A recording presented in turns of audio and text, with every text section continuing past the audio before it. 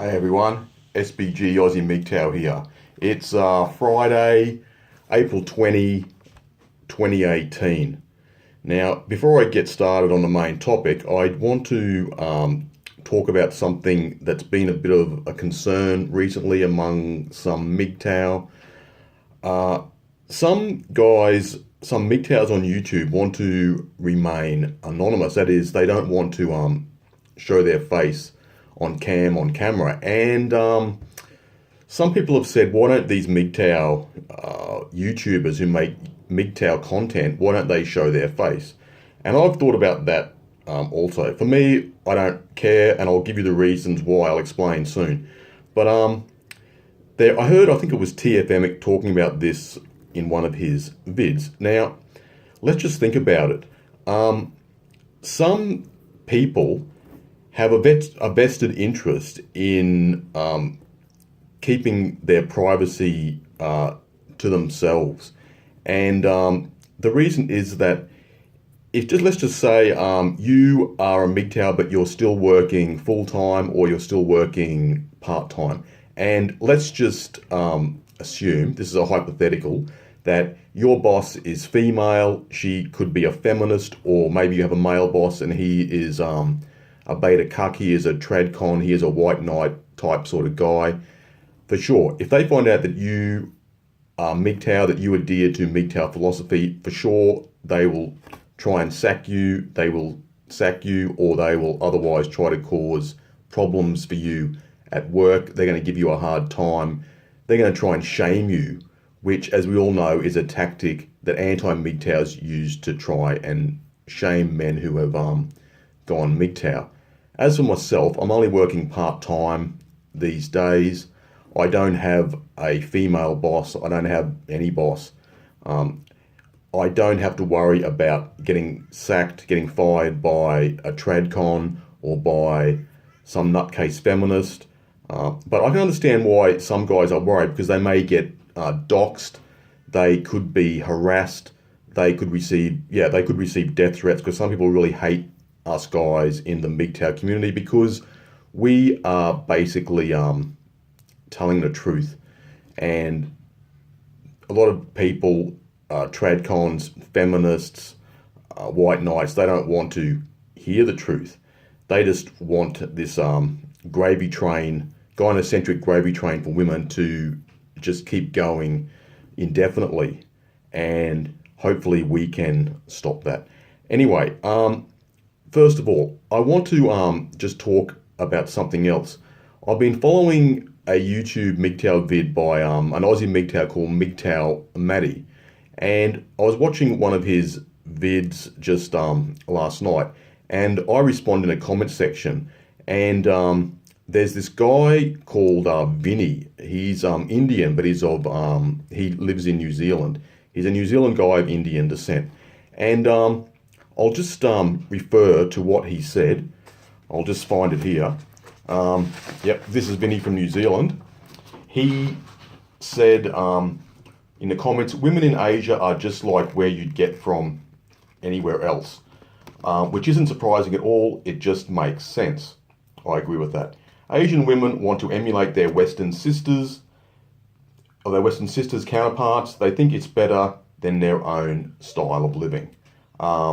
Yep, I really can't argue with that. And in reply to his comment, I said I would agree with that. The problem with globalization is that different women can easily contact each other due to social media and can freely exchange ideas with each other. In other words, women can indoctrinate and brainwash Asian women and even African and South American women with feminist ideology.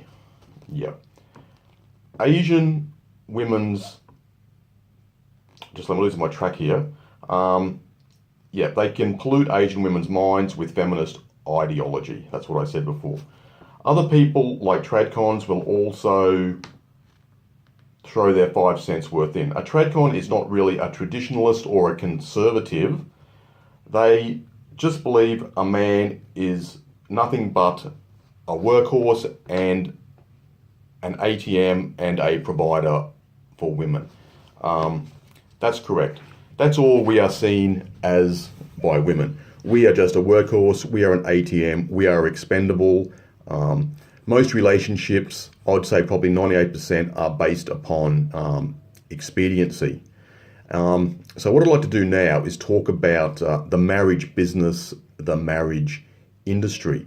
Now, people are scared of MGTOW, the people who I've talked about before, tradcons, feminists, some politicians, a lot of people in business. They are scared of MGTOW because if MGTOW becomes very popular, it becomes mainstream, a lot of these people are going to lose a lot of money. It's bad for their business and they really hate this.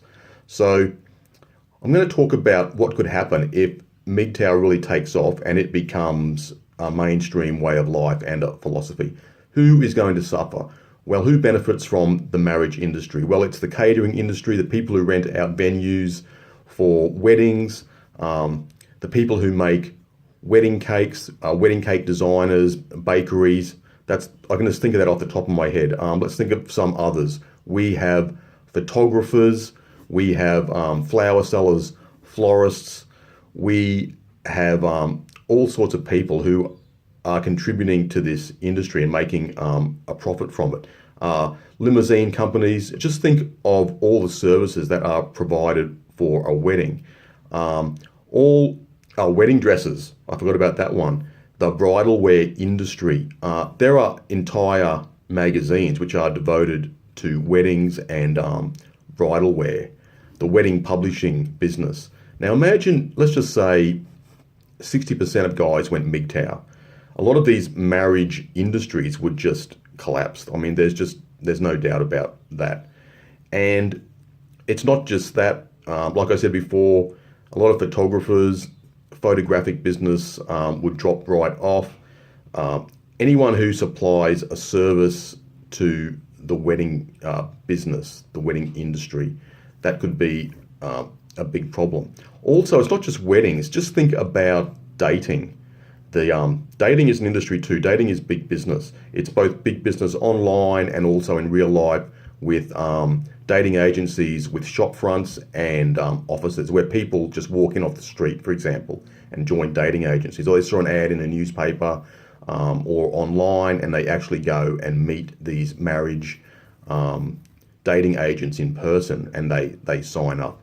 Now, and there's heaps of them online. Also, some of them criticize the MGTOW community, and they do that because they know that if MGTOW keeps becoming really popular, they are going to lose a lot of money, and they obviously want this gynocentric gravy train to continue forever, because if it stops, all of a sudden they're going to lose shitloads of money, and that's what they don't want.